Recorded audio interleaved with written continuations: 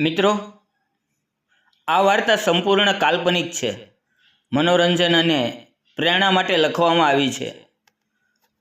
કોઈ વ્યક્તિ, સ્થાન અથવા ઘટનાની સાથે સામ્યતા માત્ર સંયોગ છે. હું ઓફિસમાં નોકરી કરતો હતો. રોજ સવારે એક શાક વેચતી સ્ત્રી મારા ઘર સામેથી પસાર થતી હતી. તે દેખાવમાં ખૂબ જ સુંદર હતી. તેના ચહેરાનું સ્મિત, આંખોની ચમક અને સાદગીમાં છુપાયેલું સૌંદર્ય દિલને ગમી જતું હતું. રોજ તેની પાસેથી શાક ખરીદતો હતો, પણ બસ તેને જોવા માટે. એક દિવસ તે મારા ઘરના દરવાજા પર આવી. હાથમાં તાજા શાકભાજીની ટોપલી હતી. તેના સૌંદર્યની મહેકથી માહોલ સુગંધિત બની ગયો હતો. મેં સ્મિત સાથે તેને અંદર બોલાવી. ઘરમાં તે સમયે કોઈ નહોતું, ફક્ત હું અને તે બંને જ હતા.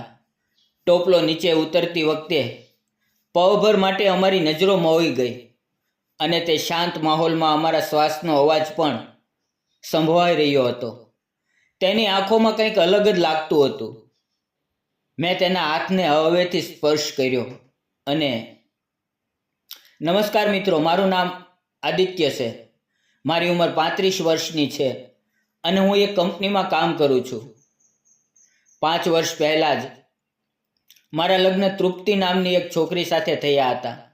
તૃપ્તિ દેખાવમાં ખૂબ જ સુંદર હતી, સાદગીથી ભરપૂર, અને જ્યારે તે મારા ઘરે આવી ત્યારે ખૂબ પ્રેમથી રહેતી હતી. તેનો મારી ઉપર અપાર સ્નેહ હતો અને તે મને દરેક સુખ આપવાની કોશિશ કરતી હતી. હું પણ તેને રાણીની જેમ માન સન્માન આપતો હતો. તેની દરેક નાની મોટી વાતનું ધ્યાન રાખતો હતો. તેના ચહેરાના સ્મિતમાં મને મારું આખું જીવન દેખાતું હતું. ધીરે ધીરે સમય પસાર થતો ગયો અને થોડા સમય પછી તૃપ્તિ ગર્ભવતી થઈ. હું અને તૃપ્તિ ખૂબ જ ખુશ હતા. અમે અમારા આવનારા બાળક માટે ઘણા સપના જોયા હતા, પરંતુ કદાચ કિસ્મતને કંઈક જુદું જ મંજૂર હતું. એક દિવસ અમારી જિંદગીમાં એવું તોફાન આવ્યું કે બધું જ ખતમ થઈ ગયું. અમે સગા સંબંધીઓના ઘરે જઈ રહ્યા હતા. પહાડી રસ્તા પરથી નીચે ઉતરી રહ્યા હતા ત્યારે વરસાદ જોરથી પડી રહ્યો હતો અને મને રસ્તો સાફ દેખાતો નહોતો. અચાનક ગાડીનું સંતુલન બગડી ગયું અને ગાડી ઊંડી ખીણમાં પડી ગઈ. ટક્કરથી ગાડીનો દરવાજો ખુલી ગયો અને હું બહાર ફેંકાઈ ગયો.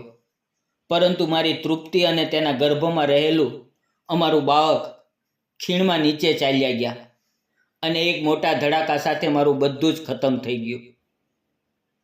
હું જીવી ગયો, પણ અંદરથી સંપૂર્ણ તૂટી ગયો હતો.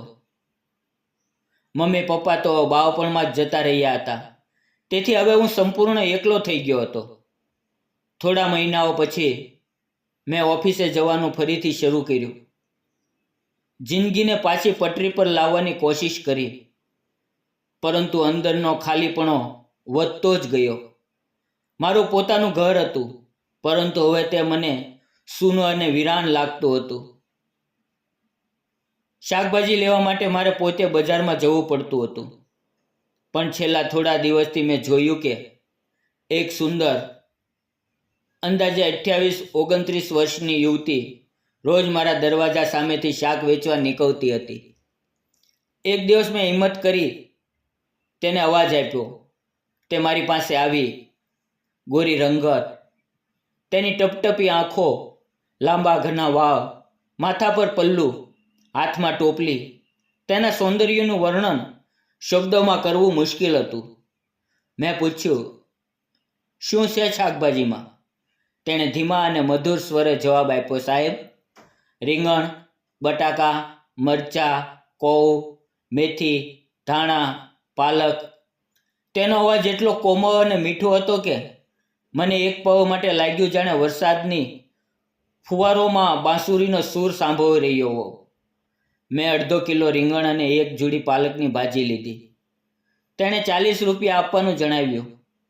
મેં પૈસા આપીને તેને ટોપલો પાછી તેના માથા પર મુકાવી. તેણે મારી તરફ હળવું સ્મિત કર્યું, જે મારા ઘાયલ મન પર મલમ જેવી લાગણી આપતું હતું. અને પછી તે ધીમે ધીમે ચાલી ગઈ. તેની જતા સમયે તેની સુરતને હું લાંબા સમય સુધી જોતો રહ્યો. તે ફક્ત સુંદર જ નહોતી, પણ તેમાં એક શાંતિ પણ હતી જે દિલને મોહી લેતી હતી.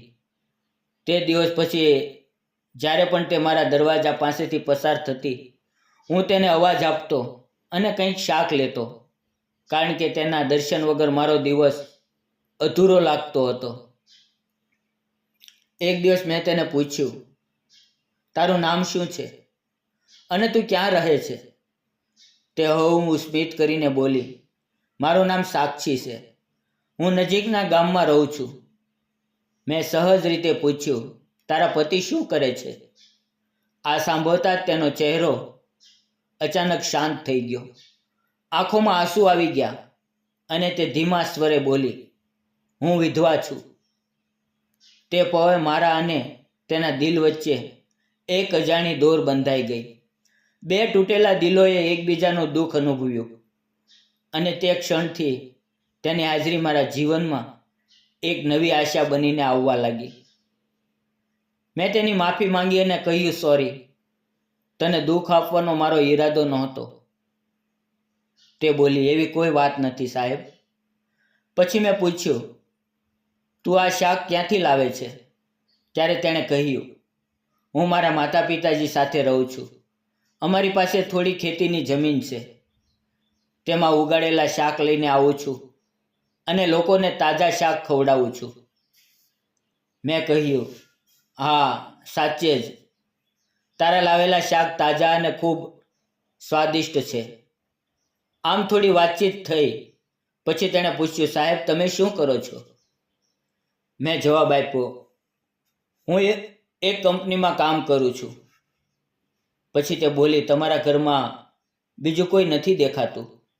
તમે એકલા રહો છો? મેં કહ્યું, હા, મારો પણ તારી જેમ જ હાલ છે. 5 વર્ષ પહેલાં મારી પત્ની મને છોડીને ચાલી ગઈ હતી. અમારું કાર એક્સિડન્ટ થયું હતું, જેમાં તે અને તેના પેટમાં રહેલું નાનું બાળક બંનેનું મૃત્યુ થયું હતું. મારી આ વાત સાંભળીને તેની આંખો બંધ કરી દીધી. તેને ખૂબ દુઃખ થયું અને તે મારી પાસે માફી માંગી. સાહેબ, મારો ઈરાદો તમને દુઃખ આપવાનો નહોતો. થોડા દિવસો આમ જ પસાર થયા અને હવે મારી અને સાક્ષીની સારી ઓળખાણ થઈ ગઈ હતી. તે રોજ મારા દરવાજા પર આવતી, શાક આપતી અને ચાલી જતી. એક દિવસ હું બીમાર પડ્યો. ઘરનો દરવાજો અંદરથી બંધ હતો. સાક્ષી સવારના 8 વાગ્યે મારા દરવાજા પર આવી. તેણે દરવાજો ખટખટાવ્યો, પણ 2 થી 3 વાર ખટખટાવ્યા પછી પણ મારી પાસે દરવાજો ખોલવાની તાકાત નહોતી, કારણ કે મને ભારે તાવ હતો. પરંતુ તેનો વારંવાર અવાજ સાંભળી મારી અંદર થોડી હિંમત આવી અને મેં દરવાજો ખોલ્યો, પણ તરત જ નીચે ચક્કર ખાઈને પડી ગયો. સાક્ષીએ આ જોયું. તેણે માથે રાખેલો ટોપલો નીચે મૂકી દીધો અને મને સહારો આપીને સોફા પર બેસાડ્યો. તે દોડાદોડ ઘરમાં જઈને પાણી લાવી અને મારા ચહેરા પર છાંટા માર્યા. પછી મને હોશ આવ્યો. તેણે મારા માથે સ્પર્શીને જોયું. મને ભારે તાવ હતો. પછી સાક્ષીએ મને ઘરની બહાર કાઢીને દરવાજો બંધ કર્યો અને મને નજીકની હોસ્પિટલમાં લઈ ગઈ. ડૉક્ટરે મને ઇન્જેક્શન અને દવા આપી. પછી તે મને પાછી ઘરે લાવી. મને વધારે કંઈ સમજાતું નહોતું, પણ સાક્ષી અંદર ગઈ અને મારા માટે ભોજન બનાવવાનું શરૂ કર્યું. થોડીવાર પછી તેણે ગરમા ગરમ ભોજન તૈયાર કરીને મને કહ્યું, સાહેબ, તમારા માટે ભોજન બનાવ્યું છે. થોડીવાર પછી ખાઈ લેજો. હું જાઉં છું, નહીં તો મારે શાક વેચવાનું મોડું થઈ જશે. થોડા સમય પછી મારો તાવ થોડો ઉતરી ગયો. હું રસોડામાં ગયો તો જોયું કે સાક્ષીએ મારા માટે ભોજન બનાવી રાખ્યું હતું. મેં પોતે થાળીમાં લીધું અને વિચારવા લાગ્યો, આ સાક્ષી કોણ છે જે મારા માટે એટલું કરી રહી છે? અમારા વચ્ચે કોઈ સંબંધ નથી, છતાં તેના દિલમાં મારી માટે કેટલી મમતા છે. એ પવે જ મને સાક્ષી ખૂબ જ ગમવા લાગી. બીજે દિવસે સાક્ષી આવી તો મેં તેનો આભાર માન્યો અને કહ્યું, સાક્ષી, તું બહુ સારી છે. તારા જેવી સારી ઇન્સાન મેં મારી જિંદગીમાં ક્યારેય નથી જોઈ. મારી વાત સાંભળી સાક્ષીના ચહેરા પર સ્મિત આવી ગયું. હવે તે રોજ આવતી, શાક આપતી અને અમે ચૂપચાપ એકબીજાને જોયા કરતા. મને તો સાક્ષી બહુ જ ગમી ચૂકી હતી, પણ તેના દિલમાં મારી માટે શું છે તે હજી મને ખબર નહોતી. એક દિવસ સવારમાં સાક્ષી આવી નહોતી. સાંજે લગભગ 5 વાગ્યે તે શાક લઈને આવી. મેં પૂછ્યું, સાક્ષી, આજે સવારમાં નહોતી આવી, આજે સાંજે શા માટે? તે ધીમા સ્વરે બોલી, ઘરે થોડું કામ હતું, તેથી આવી ન શકી. પરંતુ આજે તેના ચહેરા પર ઉદાસી અને રોષ સ્પષ્ટ દેખાઈ રહ્યા હતા. મેં પૂછ્યું, સાક્ષી, શું થયું? સાચું કહેજે. તેની આંખો આંસુથી ભરાઈ ગઈ અને બોલી, મારી માં ખૂબ બીમાર છે, હોસ્પિટલમાં દાખલ છે. ડૉક્ટરે કહ્યું છે કે માથાનું ઓપરેશન કરવું પડશે અને તેની માટે 1 લાખનો ખર્ચ આવશે. હું ગરીબ છું, મારી પાસે એટલા પૈસા નથી. હવે હું શું કરું સમજાતું નથી. તેની વાત સાંભળીને મને ખૂબ ઝટકો લાગ્યો અને મને દયા આવી. મેં કહ્યું, 2 મિનિટ ઊભી રહે. હું ઘરમાં જઈને મારી બચતમાંથી 1 લાખ કાઢીને તેના હાથ પર રાખ્યા. તે મારી તરફ જોયા કરતી હતી અને પૈસા લેવાની ના પાડતી હતી. મેં કહ્યું, સાક્ષી, ના ન કર, મારી વાત માન. તે બોલી, હું ધીમે ધીમે તમારા પૈસા પરત કરી દઈશ. મેં સ્મિત સાથે કહ્યું, તું ચિંતા ન કર ને તારી માનો ઈલાજ કરાવ. પછી મેં કહ્યું, આજે શાક વેચવાનું છોડ, પહેલાં આપણે હોસ્પિટલે જઈએ. અમે બંને હોસ્પિટલ ગયા, પૈસા જમા કરાવ્યા. બીજે દિવસે ઓપરેશન સફળ થયું. સાક્ષી ખૂબ જ ખુશ હતી. કેટલાક દિવસો પછી સાક્ષી સાંજે મારા ઘરે આવી. મારો આભાર માની અને તેણે કહ્યું, સાહેબ, તમે બહુ સારા અને મોટા દિલવાળા છો. તમારી મદદ ન હોત તો મારી મા સાથે કંઈ પણ થઈ શકતું હતું. મેં તેને પાણી આપ્યું અને હિંમત કરીને કહ્યું, મારે તારી સાથે કંઈક વાત કરવી છે. મેં તેનો નાજુક હાથ મારા હાથમાં લીધો. તે મારી આંખોમાં જોઈ રહી હતી. મેં ધીમા સ્વરે કહ્યું, સાક્ષી, તું મને ગમે છે. તારો સ્વભાવ, તારું દયાળુ મન, મને તારા પ્રત્યે પ્રેમ થઈ ગયો છે. મારી સાથે લગ્ન કરીશ? આપણે બંને એકબીજાની જરૂર છે, તને સહારો અને મને તારા જેવા પ્રેમાળ જીવનસાથીની. આ સાંભળીને સાક્ષીના આંસુ વહી ગયા. મેં તેના આંસુ પોચા કર્યા. તે ભાવુક થઈને મને ગળે લાગી અને ધીમા સ્વરે કહ્યું, મને પણ તમે બહુ ગમો છો, તમે બહુ સારા છો. એ પળે અમારા દિલો એકબીજાથી જોડાઈ ગયા. તે દિવસ પછી અમે રોજ મળવા લાગ્યા, એકબીજાને વધુ સમજીને પ્રેમ કરવા લાગ્યા. તેની માં ઓપરેશન પછી 1 મહિનામાં સંપૂર્ણ ઠીક થઈ ગઈ. પછી હું સાક્ષીના ઘરે ગયો અને તેના માતા પિતાની સમક્ષ લગ્નનો પ્રસ્તાવ મૂકી દીધો. તેઓ ખૂબ ખુશ થયા અને થોડા દિવસોમાં જ અમારા લગ્ન થઈ ગયા. હવે હું અને સાક્ષી ખૂબ જ ખુશીથી જીવન વિતાવી રહ્યા છીએ.